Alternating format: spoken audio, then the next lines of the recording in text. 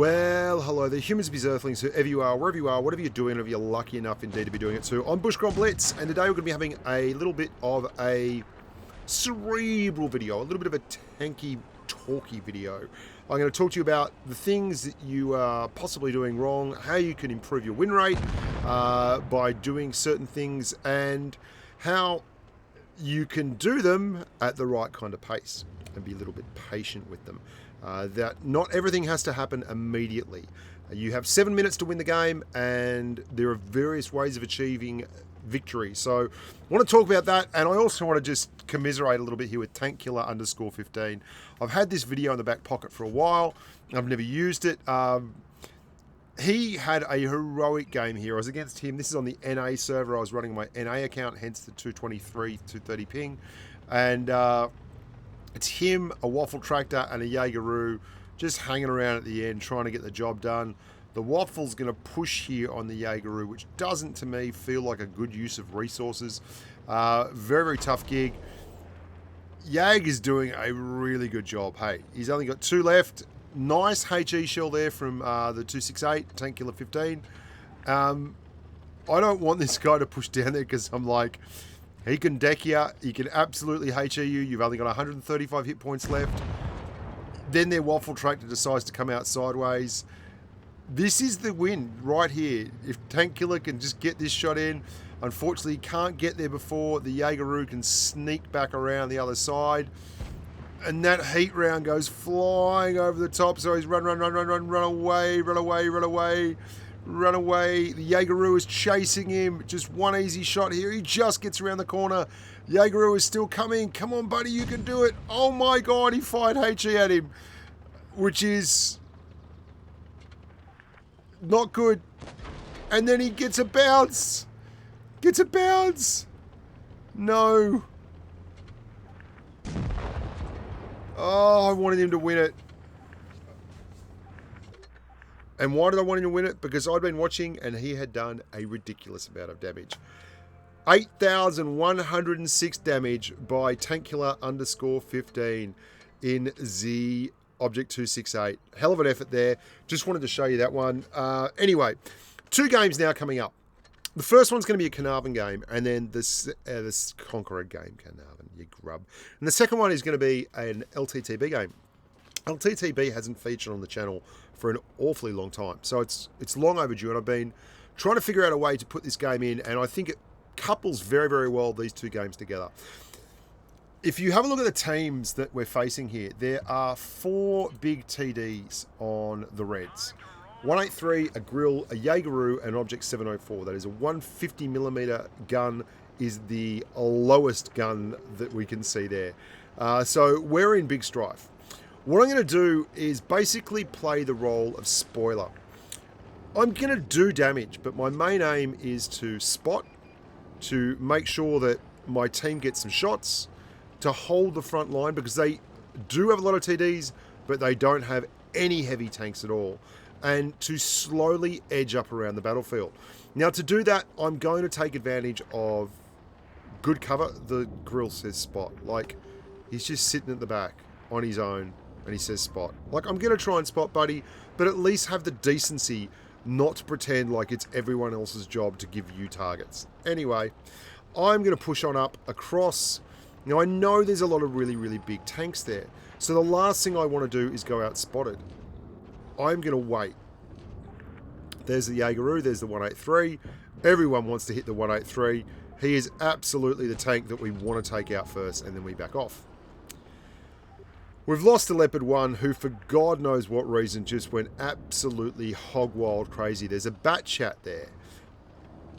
This is only a minute 20 into the game.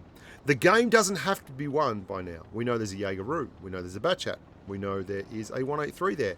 I'm expecting the Grill or the 704 to be somewhere over here on the right.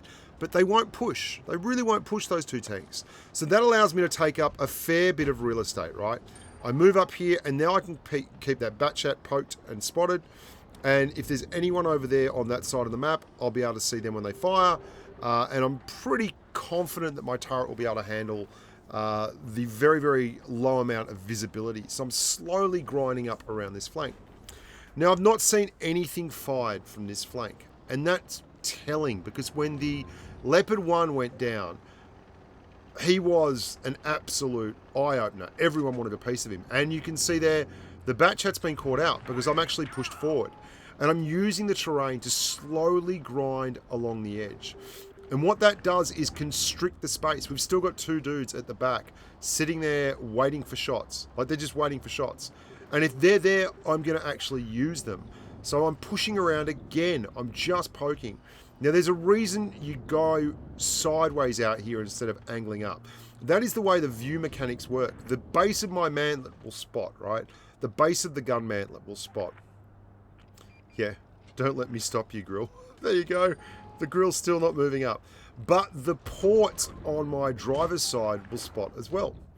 So if I push out really quickly and pull back with the tank sideways but don't actually expose my gun mantlet, I will spot anything just as if I had shown my commander's hatch, but I won't show so much of the tank. And there you go, they were waiting for us. So we've now got two up the back there. They've both fired. We've got them on a reload, so we can go out and peek, or we can take the opportunity to roll forward, and we do, to the next area of cover. Now, they don't have anyone spotting for them now. The Batchat's gone.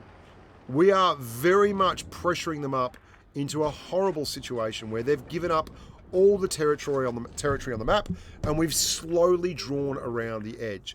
And it's condensed them down to the point where this Jaegeru now has to angle to multiple tanks at once, and he just can't do it. You can see there he's too big, he's too unwieldy, and because they had no heavy tanks, and they sat in that corner and hoped that the Batchat would spot targets for them and the rest of the team would be bad, it's really allowed us to take advantage. And we have.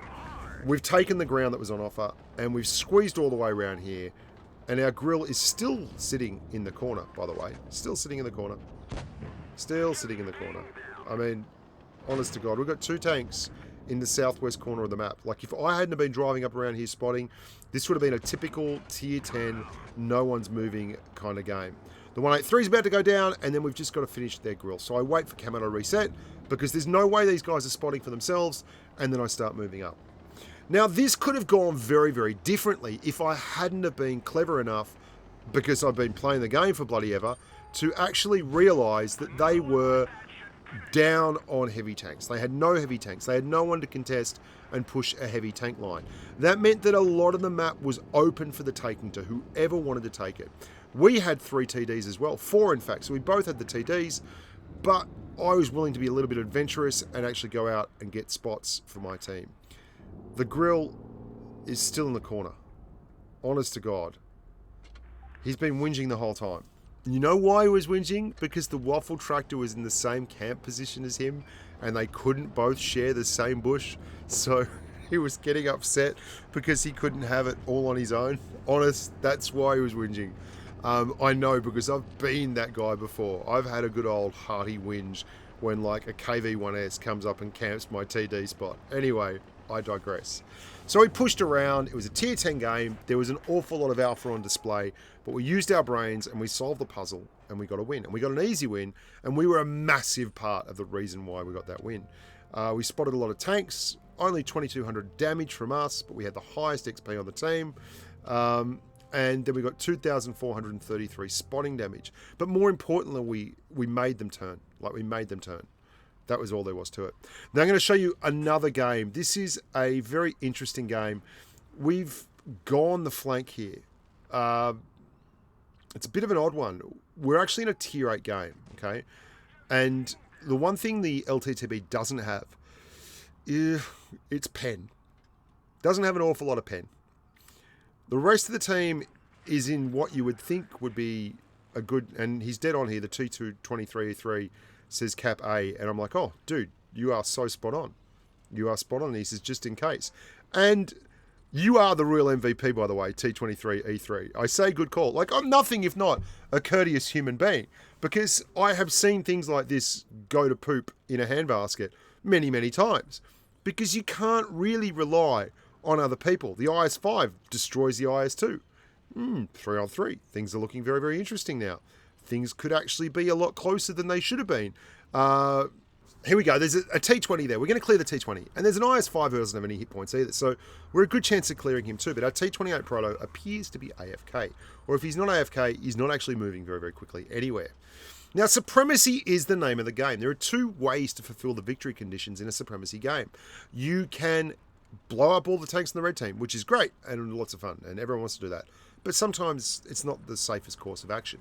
And you can get to 1,000 cap points, which is what I want to do. Why do I want to do that? Well, there's a T-34 there. That's a big, tough-to-pen tank for me as an LTTB. There's every chance that he could be skillful enough to actually win a one-on-one encounter if he has enough hit points and has the right kind of terrain conditions. So what I'd like to do, the prototype isn't actually AFK. I take it back. He's just in a bad position. Sorry, mate. What I'd like to do is get up here and clear this IS-5, and then I want to cap C.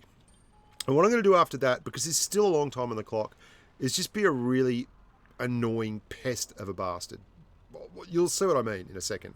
So we're going to kill the IS-5, and then we're going to go cap C. There's 2 minutes 30 on the clock. He can get to C, cap C, get to B, cap B in that time. Or if it'll be really, really close. I could just run away here, and there's a chance that we'd actually win the game. But I'm going to cap C instead, okay? And what that's going to do, I'll spot him before he spots me. I'm just trying to work these angles here. I've got enough to take a hit. There we go. I'm going to spot him as I drive away. He won't see me because obviously I've got light tank camo. I'm going to spot him right about now. There we go. He won't spot me because I've got light tank camo. It's just too far for him. Now, instead of bailing, because he could still cap C and then get up to B, I think, I'm not certain. So to make sure I've got enough hit points, I can take a shot. I mean, barring an ammo rack, which, you know, is just one of those things. I load up the HE, and I just do 5 damage, and it resets the cap. He fires, so I get the opportunity to drop in and do another one. Hit him on the tracks again. He drives out of the cap, and we're going to take one more. And then we're going to pull back, and I've reset the cap again. And guess what? I'm going to reset the cap again, or at least just put some more HE into him, make him feel like he's special and loved. I'm going to wait now for him to drive back into the cap, just because I'm a grub. I still can take one hit. I know I could get ammo racked, but let's be honest. I'm nothing if not a complete pest. So he knows he's got a cap C. Stuff it. Didn't even... That's a bit annoying. But anyway, you get those. So he's going to get C. A perfect victory would have been nice, but we'll just take the win. And that's using your brain in Supremacy mode. That's making sure that you use what's on offer. Like, the cap was where he had to go, so we made sure, because he did the right thing. He did over 4k damage too. Really good job by that T-34, but we just didn't give him the cap easy, so he didn't have time to cap C and then go and push on A. The other thing we could have done is cap C and then let him go to cap A and try to recap C, but he could have seen us from B, and it's quite possible that he could have cleared us. Anyway, guys, look after yourselves, stay safe on the battlefield, and until next time, bye for now.